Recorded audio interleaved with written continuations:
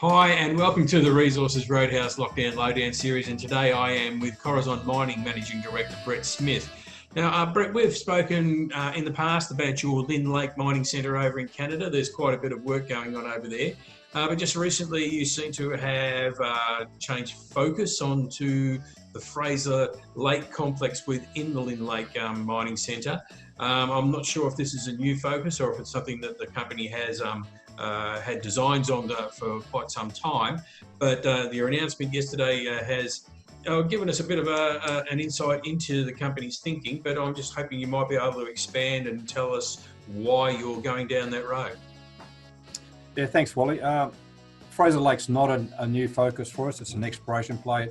At Lynn Lake, we have a kind of a dual focus. We've got the mining centre, the historical mining centre. There's large resources there, and it's a development opportunity. We're progressing that, bringing that along, and really, that's it really does depend on the nickel metal price, what happens to that project. But it's quite a good project in itself. There's more tons to be had there in the mining centre that we could define and add to the resource. So that's one focus, de-risking that project for mining. Another focus is general exploration. And we've got a number of exploration plays around Lynn Lake. Fraser Lake is, we think, our best. We started exploration at Fraser Lake in 2016. We've done 3 small drill programs there, identified a large magmatic sulfide system. What's changed recently is we've tagged the Fraser Lake drilling on the end of some drilling in the mining centre, and what's changed recently for Fraser Lake is that we've reprocessed some of our old geophysics with new techniques, and that's identified something completely different to what we thought we had before. All right, yeah, I'm just looking here and it says a magnetic vector inversion test. Now, what has that done and what has that sort of demonstrated to you about Fraser Lake? I guess, Wally, that is for the technically minded people, probably not yourself, but what it is, it's a relatively new process, geophysical processing technique that's become commercially available in the last few years, 2 or 3 years.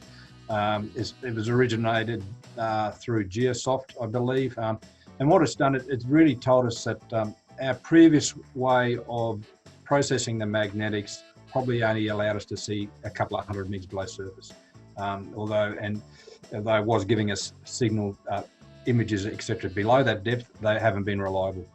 This new process we've tested in the mining centre, it sees reliability down to about 600 metres below surface, and it's completely changed our understanding of Fraser Lake.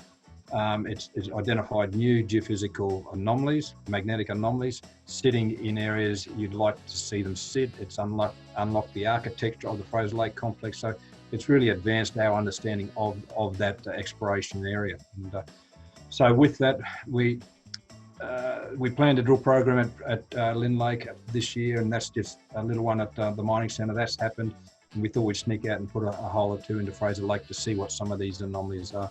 We haven't said much about it in the I guess public domain. We put one cross section in the announcement in the 1st of May to say that we were drilling it, and really that's probably got to do with COVID a little bit. I mean, the last conference we went to would have been the RIU conference in Fremantle that Vertical Events put on, quite a good conference in Western Australia.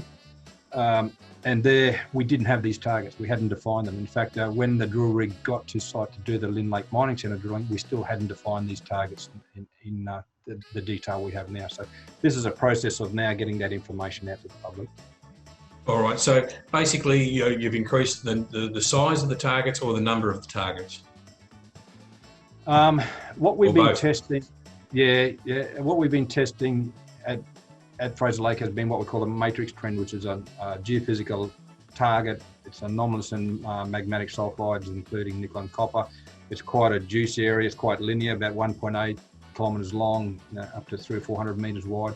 And we've drilled that probably with about 12 drill holes over a couple of Ks. And we're hitting a lot of sulfides, but we're not really vectoring towards where these sulfides could accumulate.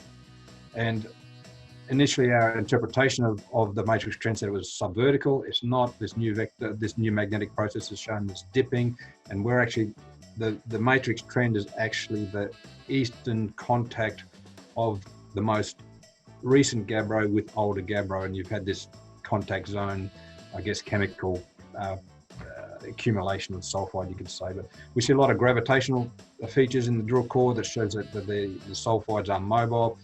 And sitting below that, beside our two best drill holes in the whole Fraser Lake area, is this big, flat, geophysical magnetic anomaly. And that's kind of in a good location. The base of these intrusions are a very good place to look for nickel sulfide deposits. So we've got this, I guess, geochemically geophysical vector that's pointing at depth to this thing sitting down there. All right. So was it Fraser Lake where you had problems? You were drilling, but the drill pad wouldn't sit on because it was a bit spongy because of the melt. Was it Fraser Lake where that was the problem? And that's it. So that was the announcement. Yeah, that was the announcement the 1st of May. So we've had to pull off that hole. The hole's down about 523 metres down hole. That's about 400 metres vertical. We're just starting to see sulfides. We're at the top of that geophysical feature. And the centre of that geophysical feature is about 450 metres below surface. And the base of it's probably about 500. So we don't have too far to go in that hole. It's still there, sticking out of the ground. We pulled the rig off it, parked it on higher ground. And now we're waiting on the flowing meltwaters to disappear before we can get back on. And hopefully in the next couple of weeks, we'll know when we can get back on. All right. So obviously that's the first cab off the rank once you're able to get back in there. Yeah, we've left the holes down there, sticking out of the ground, and the collar's very secure. So we're hoping that we can just put a rig straight on top of it and start turning. All right. Well, so while we're waiting for that to happen at Fraser Lake, is there any other news coming out of the Lynn Lake Mining Centre in general? We're still working on our studies in the background, and Lynn Lake, we believe, can be a very low-cost nickel-producing operation. So we're working on mining studies. We're looking at processing techniques that reduce the processing costs from the historical way of doing things. Definitely our metallurgical test work today has seen huge improvements in recoveries and grades for the concentrates and things like that. So that's kind of happening as a low-key thing, inexpensive thing in the background, and it's more understanding the potential mining method. For that, we need to understand the recoveries and what processing costs, etc., are going to be. So it's really which comes first, the chicken or the egg there, but it's defining mining and processing techniques that will allow Lynn Lake to get back up and running again. All right, well, so obviously it's not really newsworthy, mate, but it's happening.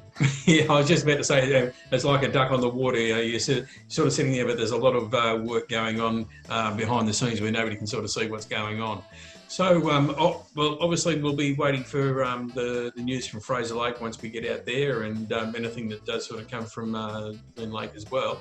So until then, we'll just sort of hold our breath and wait to see what happens and what news we can bring.